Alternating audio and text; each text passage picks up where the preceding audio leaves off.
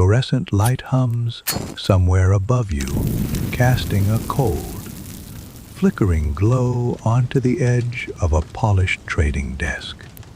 It's long past business hours, and the skyscraper floor is a hollow shell of itself.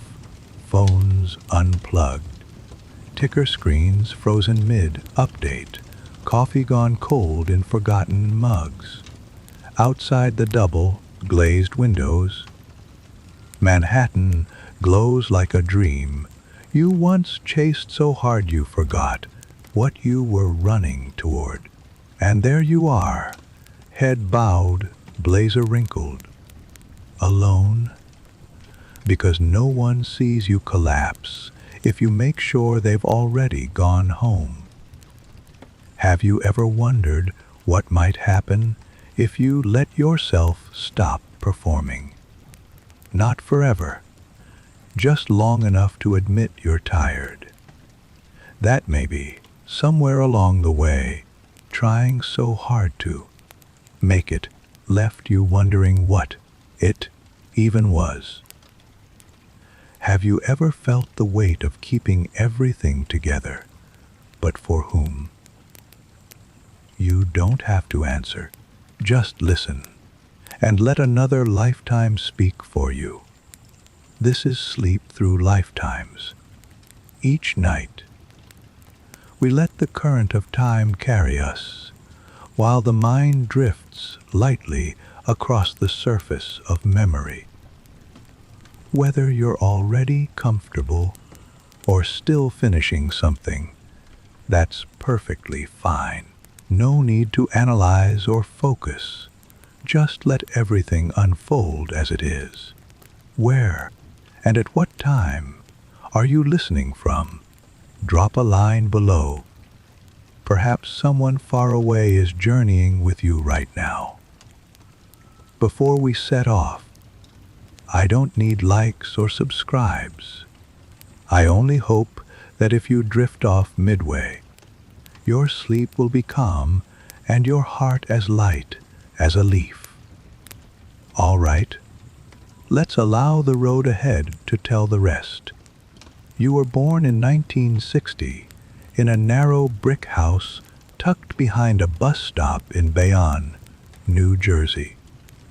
The kind of place where ambition echoes off kitchen tiles and dreams smell faintly of fried onions and old radiator heat. Your father is the kind of man who never complains, but ages twice as fast because of it. He does deliveries in the morning, janitorial work at night. Your mother folds coupons into careful origami and makes every dollar feel like two. You see it all. You remember everything. You are a quiet child, but not because you're shy. You're observant. Listening becomes your way of surviving. You learn how to read people before they speak. When your father sighs and rubs the back of his neck, you know not to ask for new sneakers.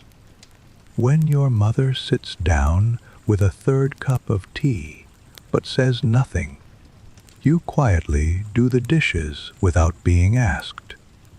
There's a fire in you. You don't know what to call it yet, but it flares every time you hear someone say, "People like us don't make it that far." You start to resent that phrase. People like us. It clings like a dust coat to every adult you know, and you promise yourself you'll never let it settle on you. In school, you shine just enough to get noticed, but not so much that anyone thinks you're bragging. You win your first debate tournament at 15, and even though your knees shake and your palms sweat, you feel something like flight in your chest. Your teacher says, "You've got the gift of timing." You write that down. Timing, you decide, might be your way out. Your first job is bagging groceries, and you memorize the layout of the store in 2 days. You learn that if you look people in the eye and guess whether they prefer paper or plastic without asking, they tip more. It's not about guessing, it's about paying attention. You're very good at that. At 17, you ride the train into Manhattan for the first time alone. The skyline rises like some impossible cathedral of ambition, and you stand in the middle of Grand Central wearing a borrowed blazer, watching a crowd that doesn't know you, doesn't care, doesn't stop. And that's what you want most, to be part of something that doesn't stop. Your father doesn't understand your dream of finance. He thinks you're chasing greed. You don't have the heart to tell him it's not about money. It's about becoming someone no one can ignore. College is a blur of caffeine, internships, and hustling your way into rooms where no one looks like you. You iron your shirt 3 times before every interview. You smile even when they say your name like they're chewing something unfamiliar. You learn fast, work faster, and graduate with debt, drive, and one good suit. The first time you walk onto the trading floor, the air hits you like static. Phones ring in overlapping symphonies. Screens flicker with digits you instinctively understand. And men in rolled-up sleeves shout numbers like gospel. You don't belong yet, but you will. You've waited your whole life to not feel small. Your starting pay is laughable, but you treat every task like a test. Coffee runs, spreadsheet tweaks, midnight reports. You do it all. You remember every name, every birthday, every preference. When the assistant trader likes his reports double, spaced in courier font, you start doing that before he even asks. One night, you're the last junior left in the office. It's nearly 10 p.m. You've already printed tomorrow's materials. Check the numbers twice. You look out the 42nd floor window and catch your reflection. A kid in a tie, eyes wide, exhausted. And then, without realizing it, you whisper you're going to make it. You believe it. A few weeks later, someone quits. They give you his desk. Just like that, you move one step closer to the center of the floor. You don't tell your parents. Instead, you send your mom a new washing machine and quietly pay off one of your father's hospital bills.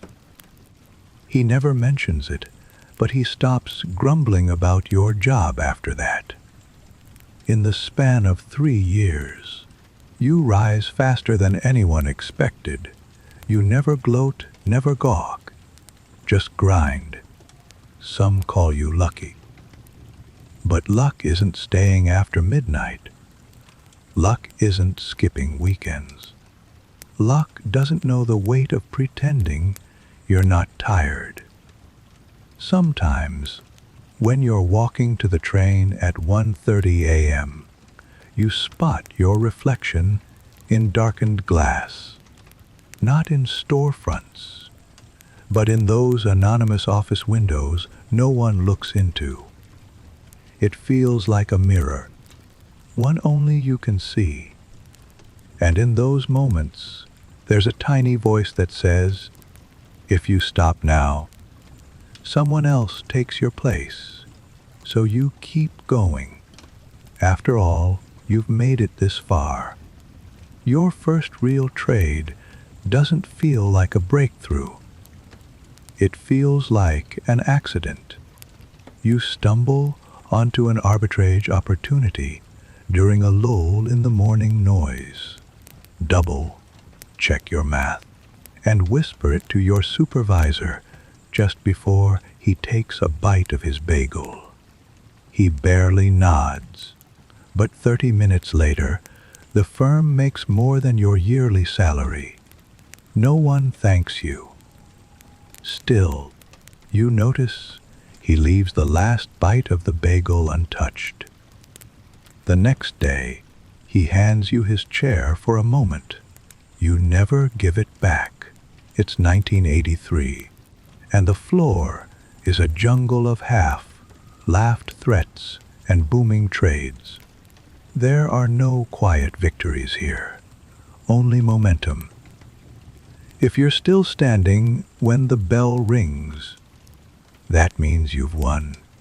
You learn to speak faster, move faster, be faster. You stop asking questions and start answering them before they form. Your instincts grow sharper. You begin to feel the pulse of the market before it twitches. On days when others blink, you close deals. You become someone people turn to, not with gratitude, but with expectation. And that suits you. Praise is fleeting, but expectation means you're needed. With each promotion, your suit gets sharper, your shoes shine more, your apartment climbs higher up the skyline. You memorize which cufflink to wear for earnings calls, and which tie is luckier on volatile Fridays. You buy the watch, not because you want it, but because it tells others that you know what time is worth. You start dating a woman who calls your ambition elegant. She likes your confidence, your focus. She doesn't mind when you miss dinner at first. You tell her you're doing this for the future, for both of you. It's not a lie, exactly, but it's not the full truth either. Sometimes you wonder what it is you're actually chasing, but then another trade lands, and the wondering fades. There's a moment, early one morning, when you catch your breath in the elevator mirror.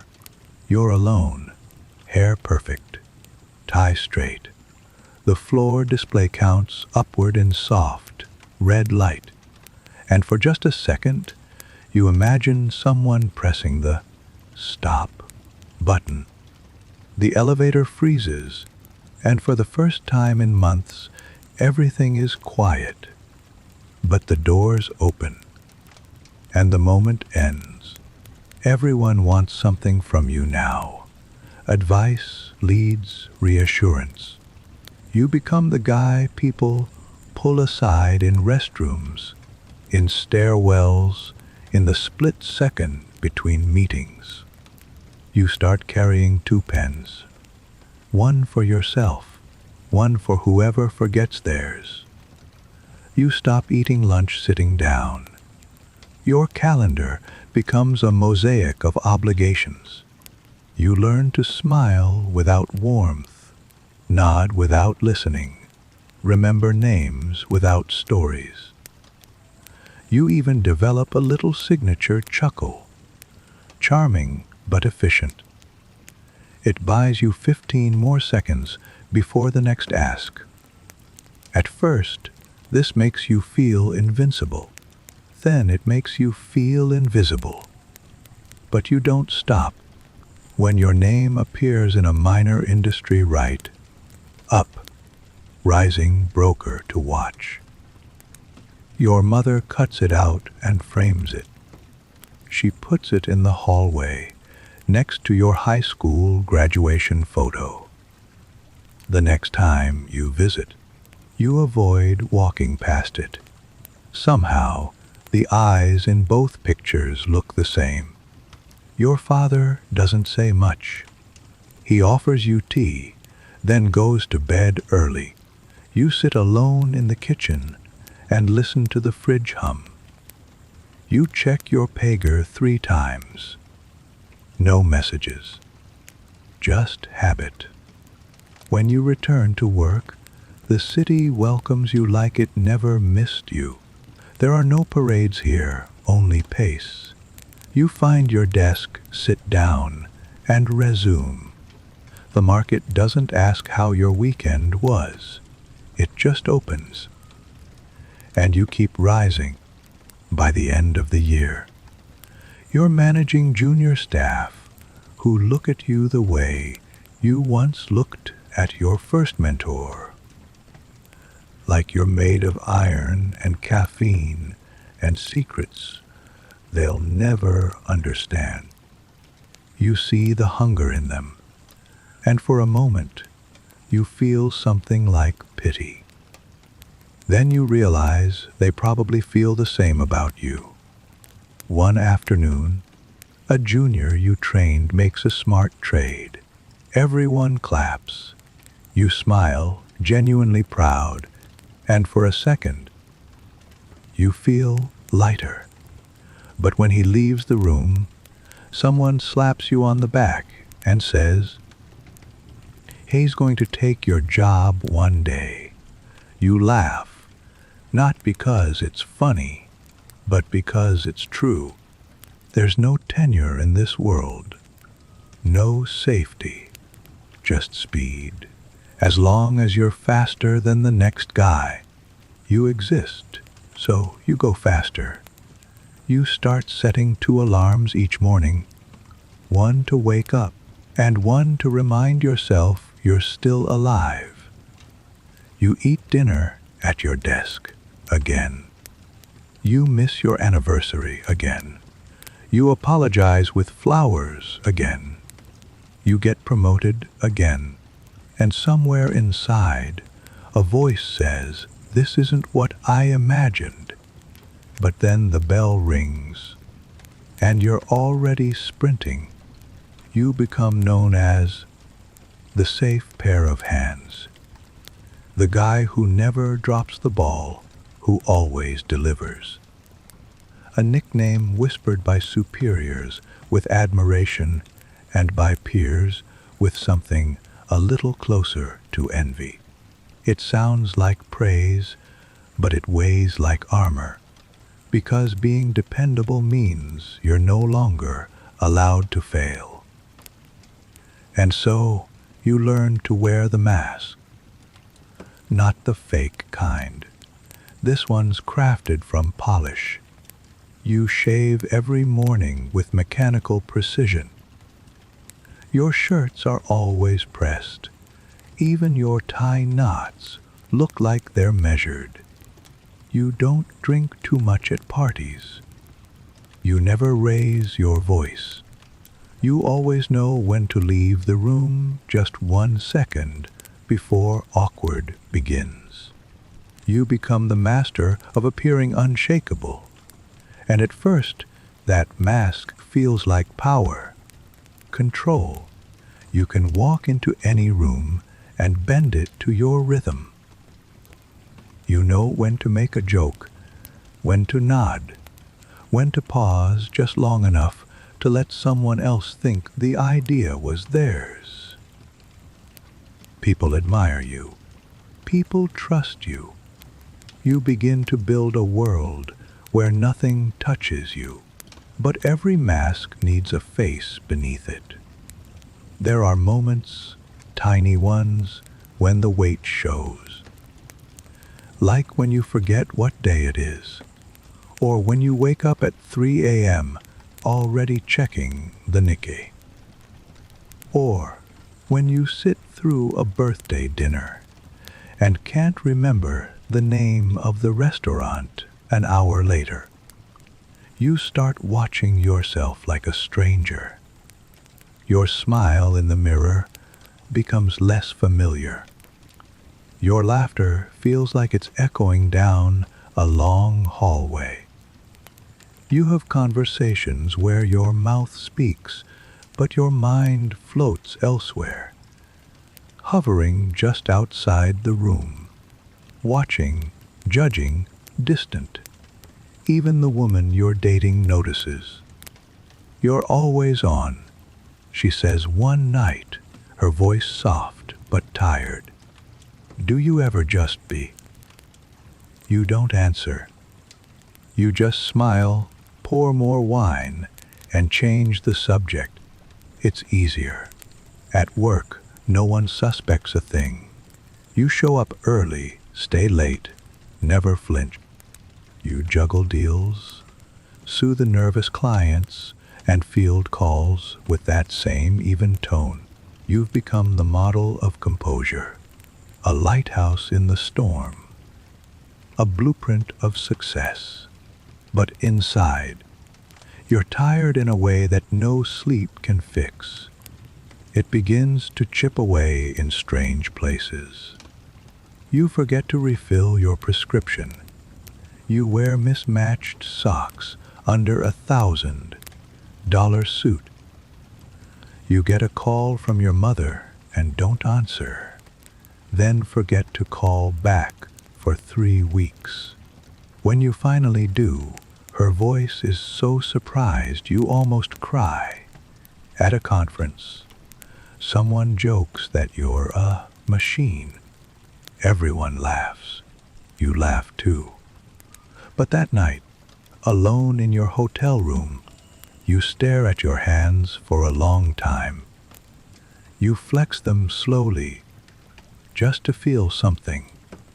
The pressure to keep up, to stay sharp, to never miss a beat.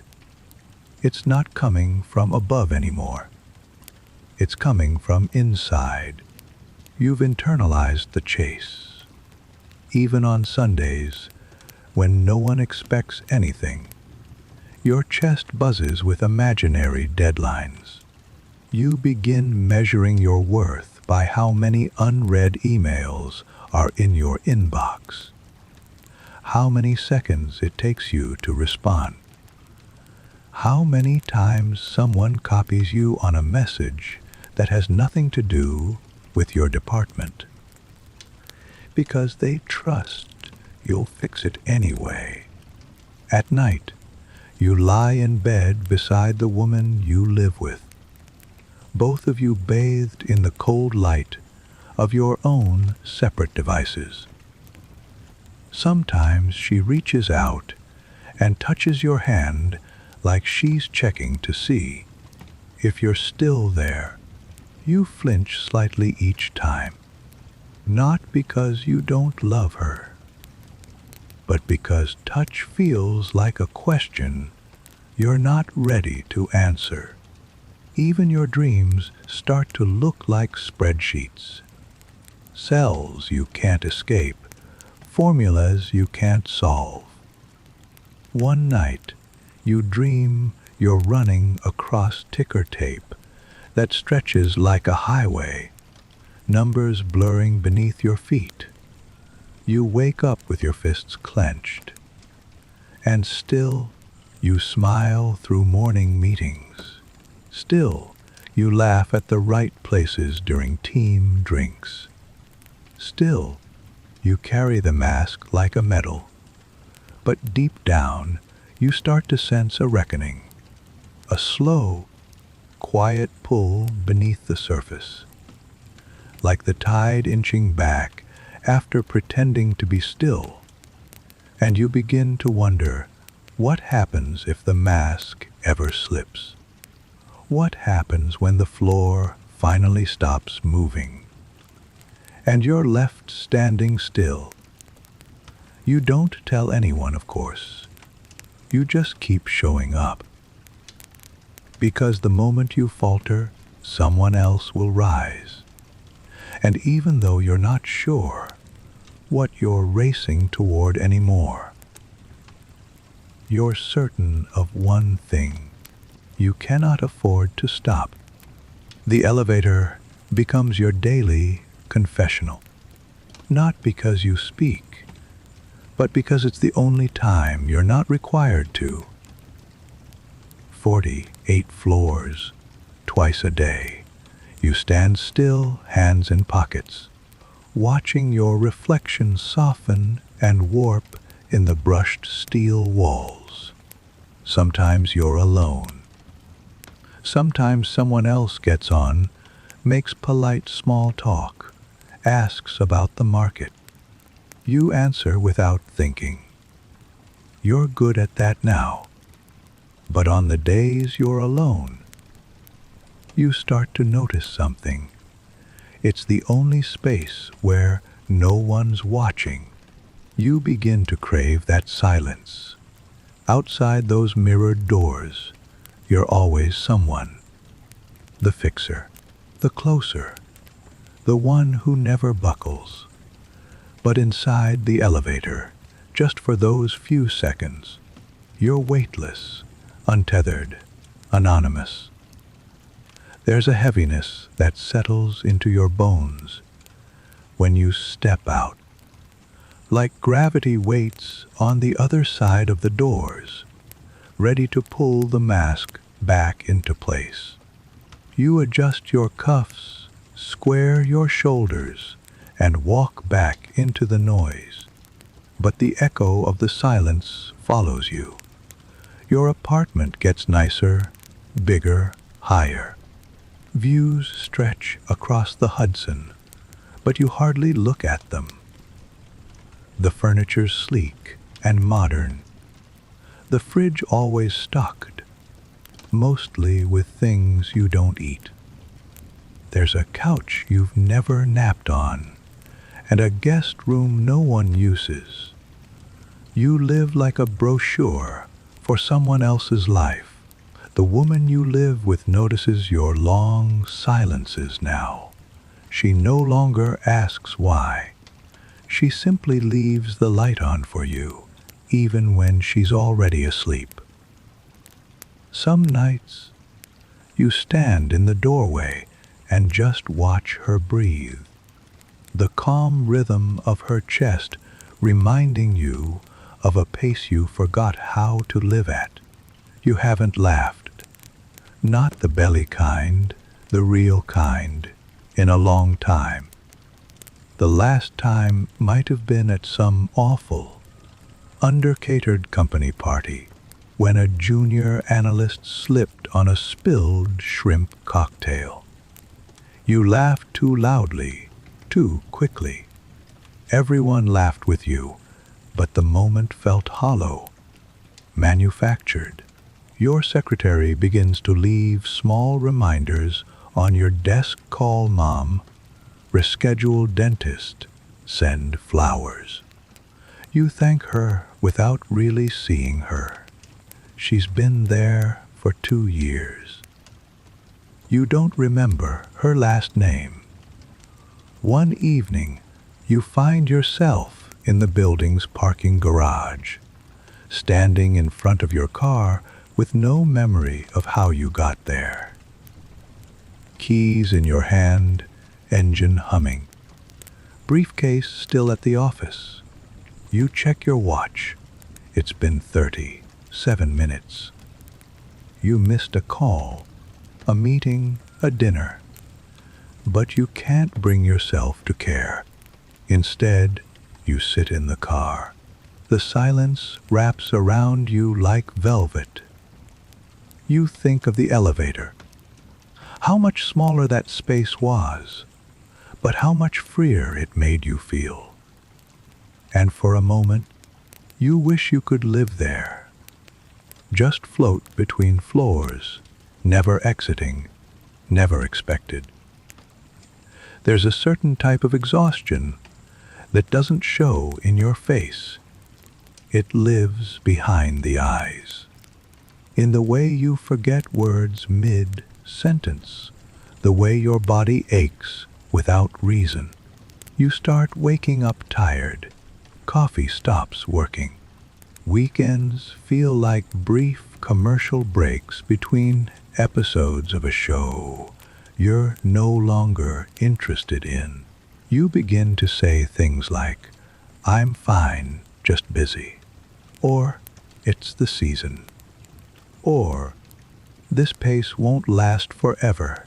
All lies, but polished ones. The office is full of ghosts like you. Men with graying temples and well-cut suits who joke about retiring one day but never mean it. They move like marionettes whose strings are invisible but always taut. You wonder if they notice the weight in your eyes too, or if they stopped looking in mirrors years ago. You miss your mother's birthday. She says it's okay, but you hear the quiet pause before she does. That pause stays with you all day. You pick up the phone to call her that night, but you don't. What would you even say? "I forgot who I am today." "Have you seen me?" The elevator doors open the next morning, and you walk into the same rhythm. Coffee, Converse, hands scribbling across legal pads, phones ringing, a world moving so fast. No one asks if you're okay, as long as you're still moving too. But the silence rides with you, in elevators, in hallways, in the quiet click of your own footsteps on the marble lobby floor. It's a strange comfort, and also a warning. One that says, if you keep going like this, the silence might be the last part of you left that feels real. There's a window in your office now. Floor to ceiling glass, tinted slightly blue, overlooking the jagged geometry of Midtown Manhattan. People think the view is a reward. You've made it, they say. Look at that skyline. But the truth is, you've stopped seeing it. Most days, the window might as well be a painting. Always the same angle, the same light. You glance at it out of habit, not wonder. It frames your world, but never lets you in. A wall disguised as freedom. Sometimes you rest your forehead against the cool glass. The city moves below, taxis inching through traffic, people small and faceless. You wonder where they're going. Then you realize you don't even know where you're going anymore, only that you can't stop. The office is pristine. Your desk gleams like a magazine spread. Even the clutter is curated. 3 stacked papers, 1 slightly crooked pen. A mug with your firm's logo that you never drink from. There's a framed photo of your team on the shelf. You're in the center, smiling. You don't remember that day. You start noticing how much of your world doesn't breathe. The fake plant near the couch, the click of the thermostat, the perfectly even hum of the lights, everything controlled, polished, lifeless. It hits you one morning when the intern offers you a coffee and asks, politely, what you do for fun. You blink. You almost say, work. But something in his eyes waits for a real answer. And you can't think of one. That night, you open a bottle of wine in your apartment. Not to celebrate. Not even to unwind. Just to feel a change in the taste of the air. You stare at the glass. Watch the liquid settle and realize you haven't cried in years. not once, not even at funerals, you used to cry in secret as a child. In the attic, behind the water heater, where no one would see. You don't remember what made you stop. The view from your apartment is different from the one at work, but not by much. You stare out both windows the same way, like you're waiting for something that doesn't come.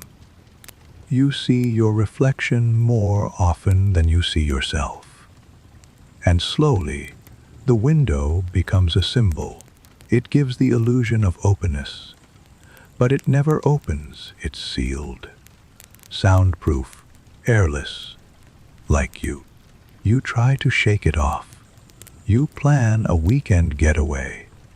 2 nights in the Catskills. You pack a bag, drive out, check into a wooden cabin surrounded by trees. The silence is loud, natural. At first, it's soothing. Then it starts to itch.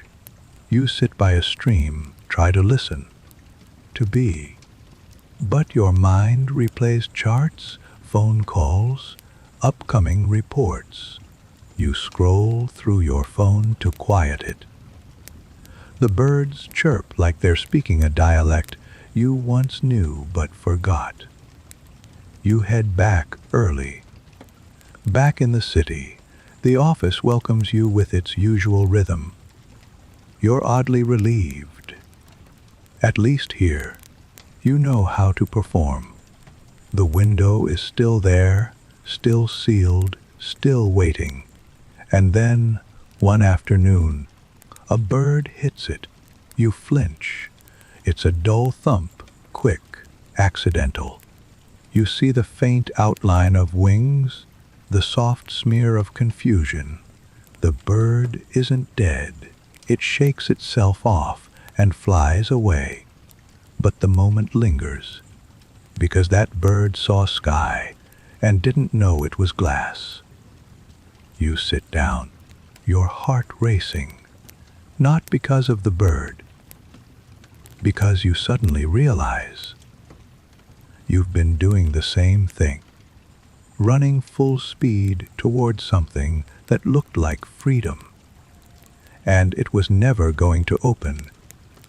That night, you walk home, not a cab, not a car, just your feet. You weave through streets you haven't walked in years. You pass bodegas, fire escapes, a man playing saxophone on a stoop. You buy a soft pretzel for $2, hot and salty, and for a second, you feel human again. But the next morning, the elevator doors open, and you step back inside, because the window may never open. But you're still the one who chose the room. There's a rhythm to winning that becomes addictive. You chase it like a heartbeat, like breath. Close a deal, feel the rush. Hang up the phone, feel the spark. Watch the numbers rise. Feel that old twinge of pride for a few seconds anyway. Then it fades, and you're already looking for the next high. At first, the applause matters. Every win earns you a nod, a slap on the back, a whispered, "Nice work." But over time, the claps become routine, expected, hollow, like an automated bell chiming at the end of the day, predictable, unfeeling. And the losses, those are silent. There's no ceremony for disappointment. When you miss a target or fumble a forecast, no one says a word. Not because they're kind, but because everyone's afraid they might be next. You start talking to yourself, not out loud, just small internal questions on loop. Did I lock the door? Did I miss something? Why didn't that deal go through? What did I forget? You forget your sister's wedding anniversary. She forgives you, says she understands, but her voice feels smaller, more distant. The next time you speak, there's a strain you can't name. Your life becomes dotted with almosts, and I'll get to it's. You miss your cousin's graduation. You don't RSVP to a friend's baby shower. You stop answering texts from college friends who still use emojis and ask how you're really doing. You delete the apps eventually, easier than replying. Work becomes your world because it's the only place you know how to navigate anymore. The rules are clear. The currency is numbers. If you're profitable, you matter. That's the trap, isn't it? Not that success swallows you, but that you willingly let it. On paper, you're killing it. Bonuses, recognitions, clients who call you personally for advice. You shake hands with men who control markets, who nod at you like you're already one of them. You start speaking in half sentences and acronyms. ROI, PT, liquidity. You stop noticing when you talk to people like spreadsheets. The woman you live with says she feels like a ghost in her own home. You say you're just tired. Just tired becomes your excuse for everything. You know it's more than that. But the truth feels too big, and you've got a flight in the morning. On a red eye to San Francisco, you stare out the tiny oval window and try to remember the last time you watched a sunrise without an agenda. The sky breaks pink and gold over the wing. Everyone else is sleeping.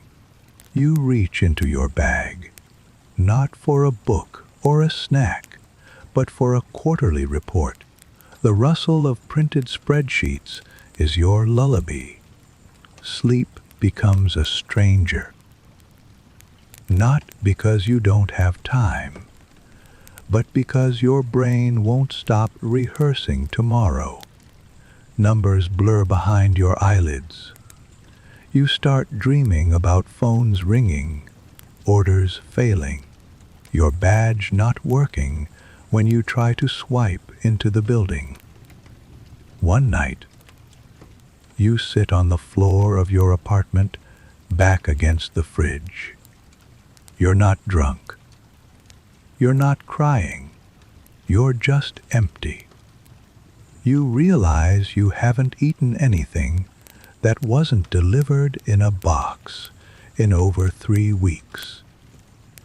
You've forgotten the last joke that made you laugh without checking if it was appropriate first. And still in the morning you rise. You comb your hair. You shine your shoes. You nod at the doorman. You step into the elevator. You tell yourself it's just a rough patch. But something inside you is growing quieter.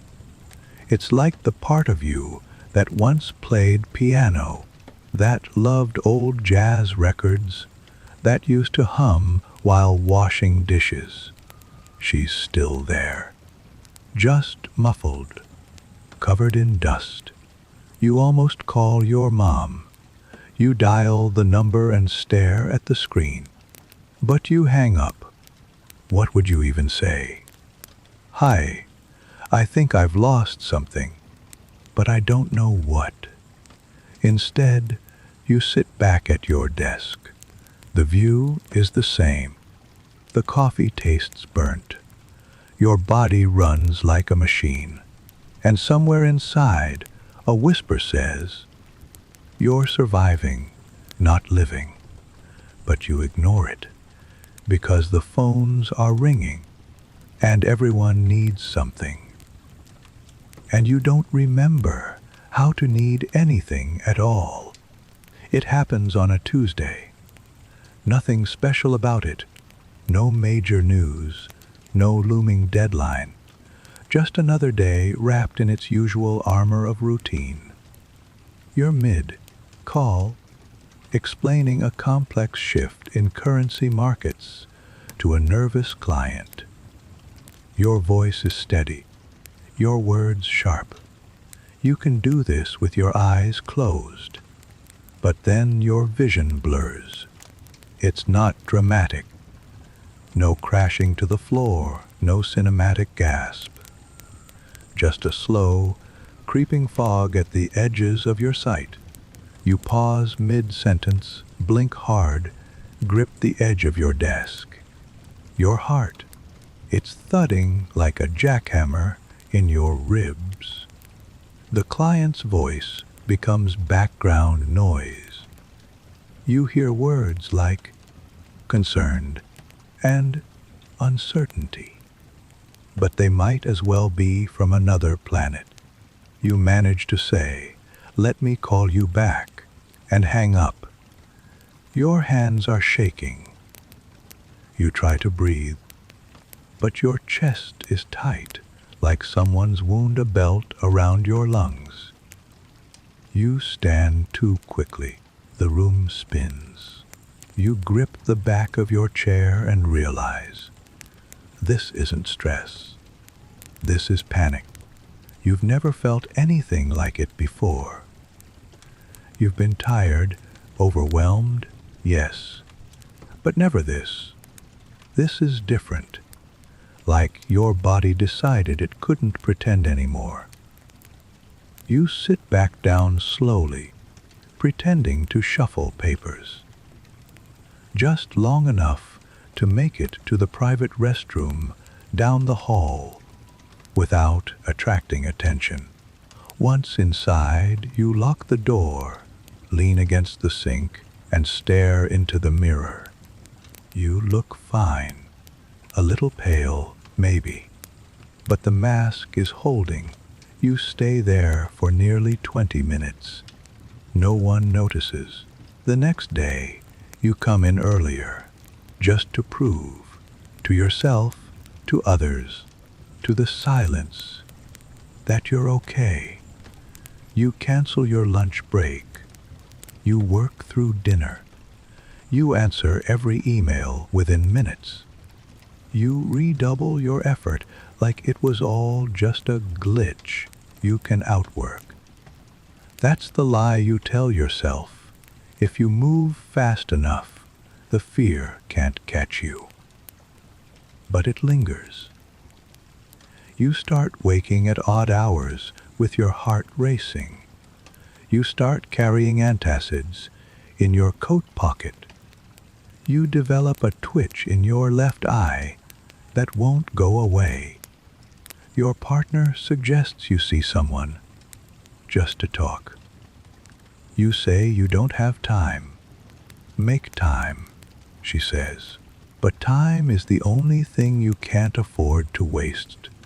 So, you book a massage. You cancel it. You try meditation for 5 minutes.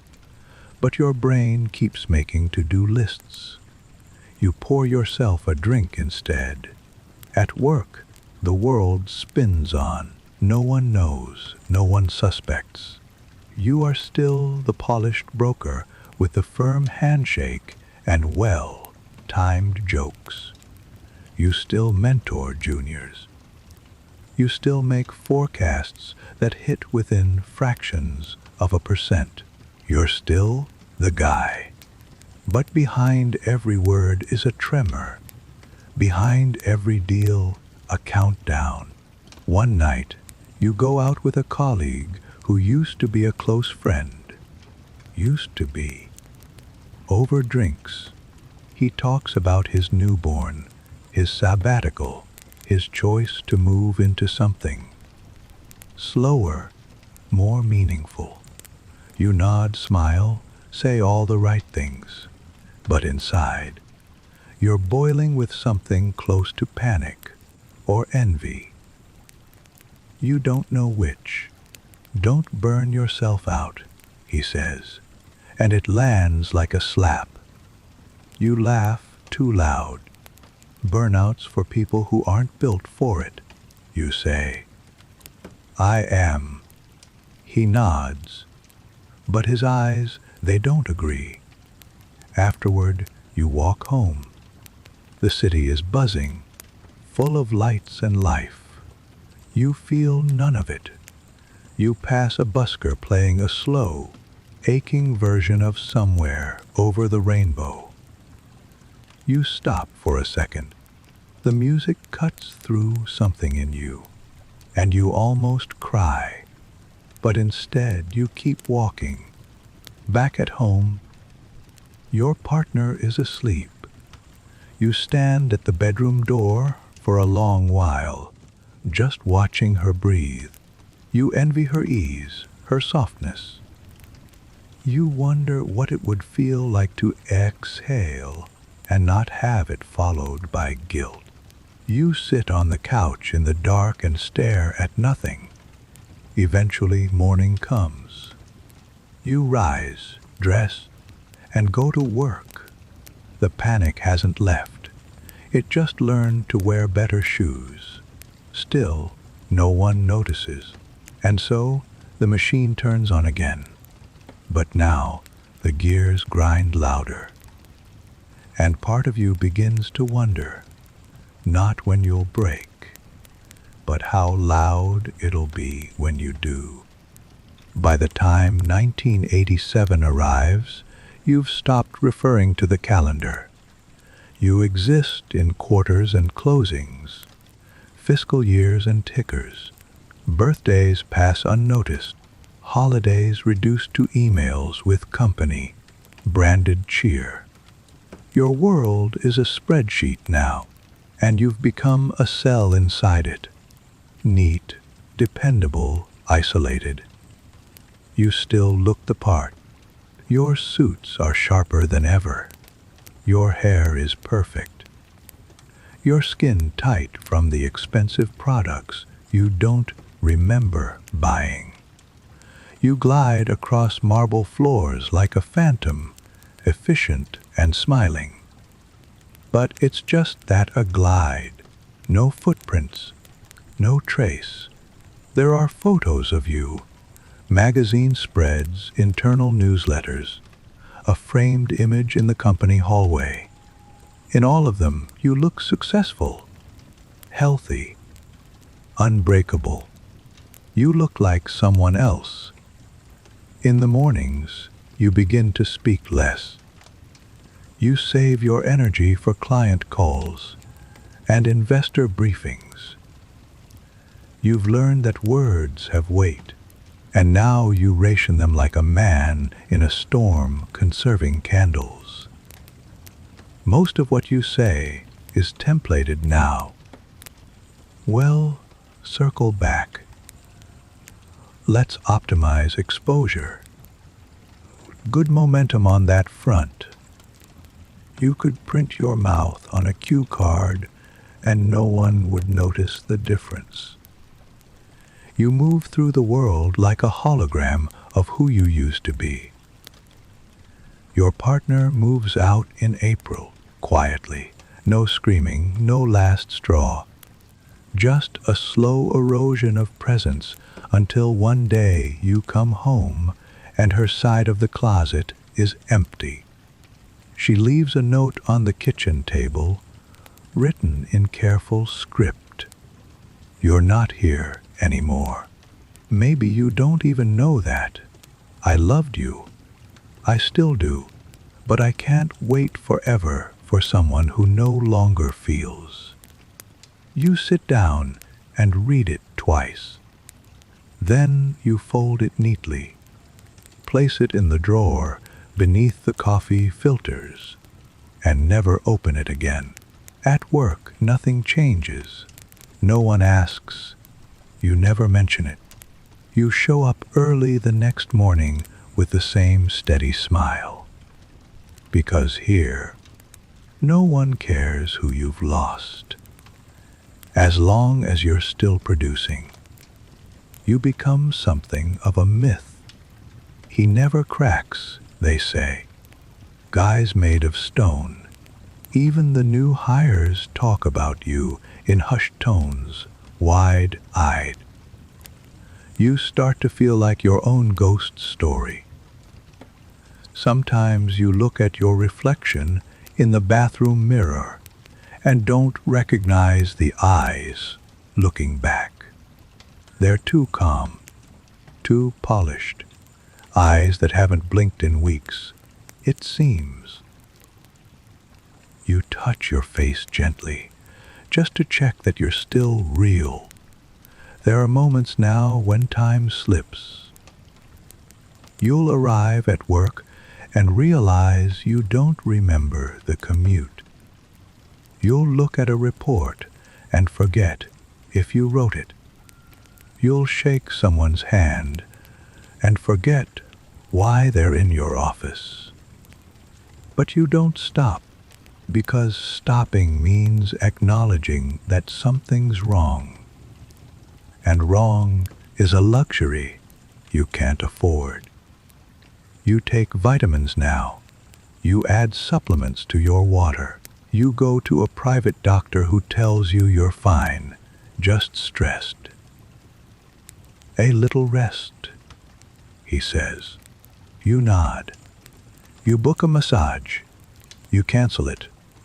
You go to sleep with your teeth clenched. You wake with your jaw sore. You begin grinding your molars without realizing. The dentist says you should wear a mouth guard. You forget to pick it up. Your life is a catalog of avoided fixes. And then one night, after a long meeting with a client who barely concealed his condescension, you go to the bathroom, close the stall door and sit, not to use it, but to breathe. You sit for 27 minutes. When you emerge, someone's waiting, a junior you trained. Everything all right, sir? You blink at him. Your smile takes a second too long. Of course, you say, just thinking. He nods awkwardly, then disappears into a blur of hallway motion. You walk back to your office, shut the door, and turn off the lights. You sit in the darkness, surrounded by glass, watching the city pulse below. And for the first time, you feel like a ghost in your own life, a presence so well maintained. It's vanished beneath the maintenance. October 19th, 1987. They'll call it Black Monday.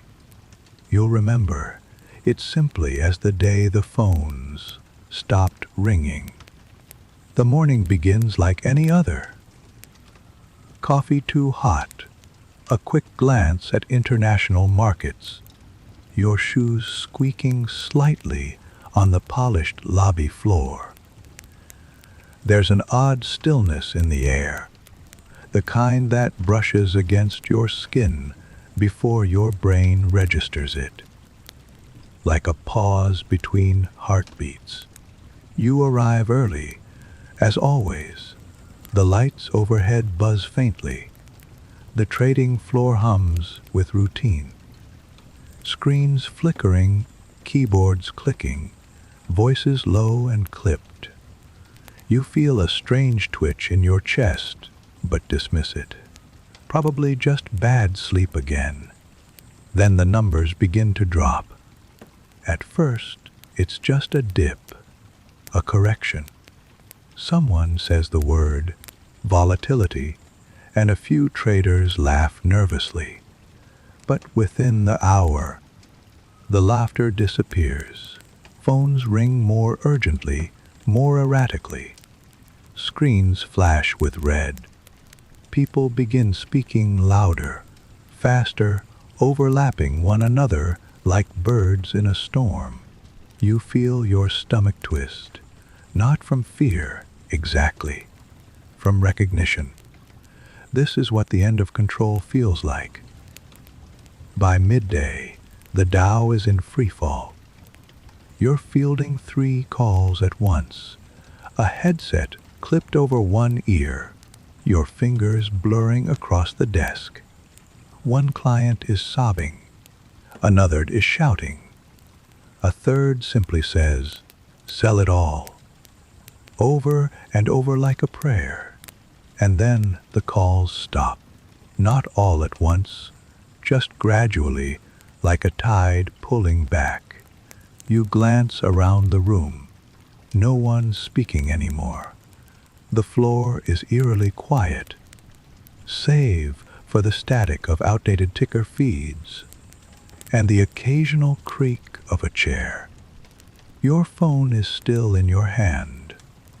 You press the buttons again just to hear the dial tone. Nothing. Nothing. There's a moment where the silence feels deafening. Then it feels like mercy. You sit down slowly, like your body finally received permission it had been begging for in secret. Across the floor, someone lets out a short, humorless laugh. Another person drops their headset and walks toward the elevator, not even bothering to pack up. You look at the screens, bleeding red, frozen mid-collapse. You don't feel panic. You feel blank. It's as if everything inside you went quiet too. You press your fingertips together, the way you used to in middle school when trying to focus. You can hear your own breath. You can hear the ventilation system humming, steady and detached. And in that stillness, you realize something you hadn't let yourself know until now. No one needs you. Not at this moment. Not right now. No one is calling. No one is asking. The very thing you built your identity around, being indispensable, has vanished in an afternoon. You exhale long and slow. It should scare you, but it doesn't. It feels like exhaling for the first time in years. You remember once, as a kid, watching your dad fall asleep on the couch, completely still. You were confused by how peaceful he looked. You hadn't understood then. You do now. The room empties out. People leave in clumps, some angry, some stunned. You stay in your seat. Not because you don't know what to do. Because, for the first time, you don't have to do anything. You let the screens keep flickering. You close your eyes and lean back in your chair. The leather creaks softly beneath you. You hear someone say, "We're going to need a statement." But it's a sound far away, like thunder beyond a mountain ridge. You open your eyes and look at the window. The city is still there. Cars still inch through traffic. Someone on the street buys a hot dog. Life outside continues. And you wonder, is it always this quiet? Or did you just never stop moving long enough to hear it? The next morning, you don't go in. No alarm, no suit, no elevator mirrors to measure your posture against. You lie in bed longer than you have in years, watching the light on the ceiling shift from blue to gold to something in between. You feel your breath slow.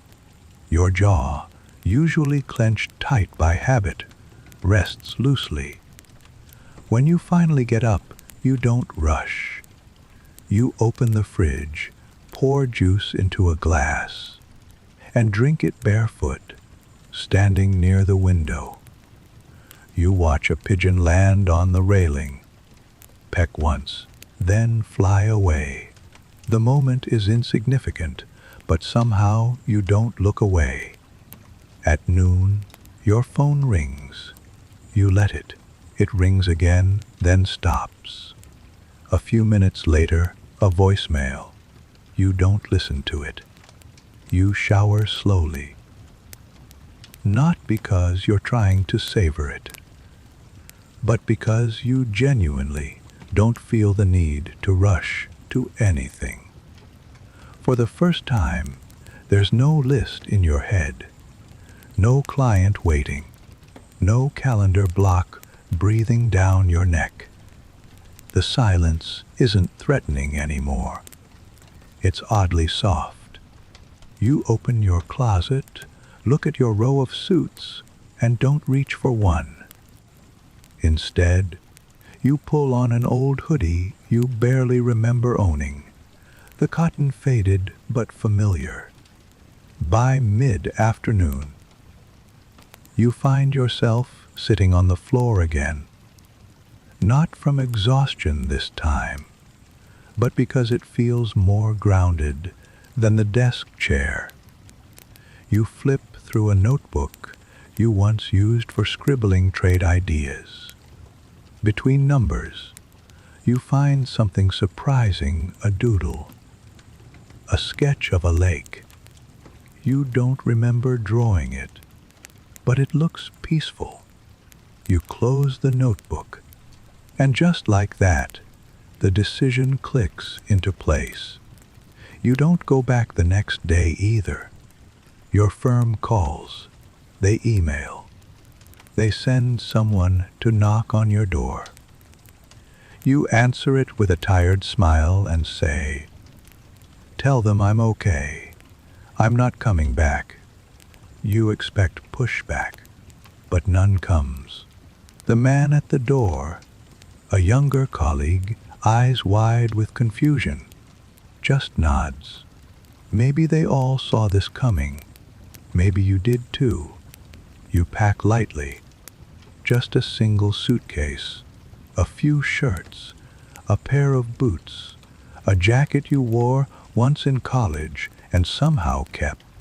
You leave the apartment without fanfare, no farewell party, no dramatic exit. You simply walk out the front door with a bag in your hand and a city behind you. The train north is slow and mostly empty. You sit by the window and watch buildings blur into trees. You sleep for an hour, your head against the glass, and for the first time in years, your sleep isn't filled with numbers. You rent a small place near a lake. It smells like pine and silence. There's no television, just an old radio and a stack of books left by whoever stayed there last. You turn off your phone, not as a statement, just because you want to. Days pass, maybe a week, maybe more. You stop counting. Your body begins to uncoil, like a rope that's been pulled too tight for too long. Your hands stop shaking. You start to eat real food, simple, hot, whole. You sit on the porch each morning, holding a mug of coffee and watching the mist lift off the water. You speak less, but when you do, it feels real. One afternoon, you walk through a grove of trees and find a clearing with wildflowers. It smells like something you can't name. You lie down, feel the sun on your face, and think of your father. You remember how tired he looked after work, how rarely he rested. And for the first time, you forgive him for not being more. You realize he gave you everything he could, You forgive yourself, too. You didn't mean to become hollow. You were just trying to be enough. For someone. For everyone. And now you are simply here. You don't know how long you'll stay. Maybe a month, maybe a year, maybe forever. It doesn't matter. For the first time in your life, not knowing feels like freedom. There's no audience, no applause, just you. And the quiet, and the sound of a lake gently remembering how to breathe. The days begin to stretch like soft dough, unhurried, unmeasured. Mornings arrive with birdsong instead of calendar alerts. You wake slowly, letting light spill across your eyelids, not because you're late for anything, but because your body says it's time. You walk each day, not far, just enough to feel the earth under your shoes. A winding path near the water, past tall grass and mossy stones, where your breath joins the rhythm of the wind. You don't bring your phone. You don't need to. The only schedule here is the one you forgot you had inside you all along. One morning, you pass a young couple with a dog. They smile and wave. You nod back. You don't speak, but the moment lands, brief, gentle, human. You find yourself thinking, there was a time I couldn't remember how to do this. The lake becomes a mirror for your quiet. You sit by it often, on the same log near the bend. Sometimes you toss stones. Sometimes you just watch the water ripple and return to stillness. It feels like how your mind is learning to be. You try journaling, but the pages fill slowly. The urgency to explain yourself, to track or measure or optimize, has faded. Now, it's enough to just observe a leaf falling, a squirrel darting, the way your chest rises and falls without asking. And every now and then, something surfaces, a memory of your father's calloused hands, your mother's voice on a Sunday afternoon, the smell of that one diner on 34th Street where you always got the same sandwich, the echo of a client's panic and how you shouldered it like it was yours, and, eventually, the face of someone you loved but couldn't stay soft for. You let those memories come. You let them go. You write a letter you don't send. It begins with, "I'm sorry for disappearing, but I think I was already gone before I left." You fold it, leave it between the pages of an old book, and forget which one. It feels right. At the general store in town, the owner starts recognizing you, not as someone who once commanded a floor of shouting men and spiraling charts, but as the guy who likes the cinnamon bread and always double, bags the eggs. There's no performance here, just presence. Sometimes you feel something like grief rise up, not for what you lost, but for what you missed.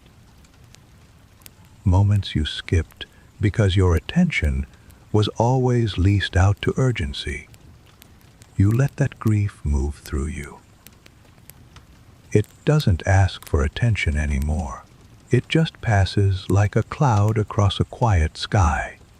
You begin fixing small things. A wobbly chair, a rusty hinge, a loose drawer handle. There's comfort in it. Hands doing what minds cannot. On some nights, You light a fire and listen to the crackle. You sit on the porch with a wool blanket draped over your knees, sipping tea that tastes faintly of mint. You watch stars reveal themselves, one by one.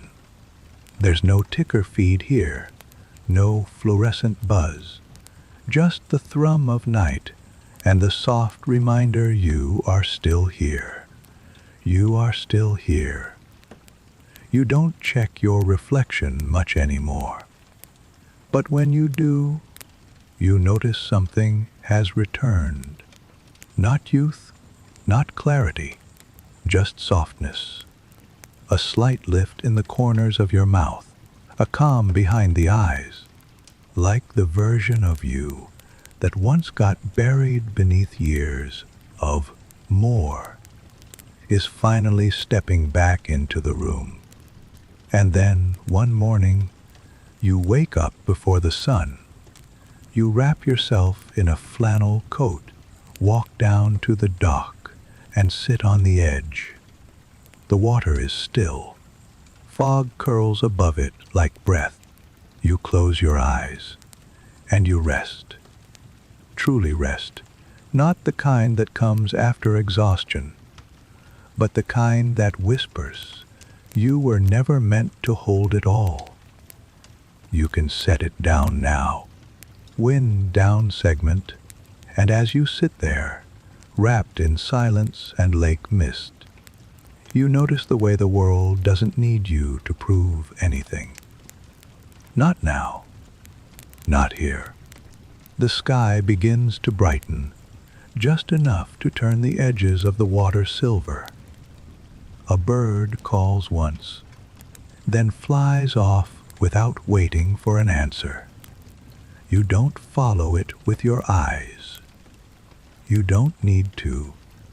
You simply breathe in, then out. The dock beneath you creaks slightly, as if sighing with you. And maybe you'll stay, or maybe you'll move on, but you'll carry something different this time. Not ambition, not guilt, not performance, just peace. You might not remember any of this tomorrow, but the dream will go on.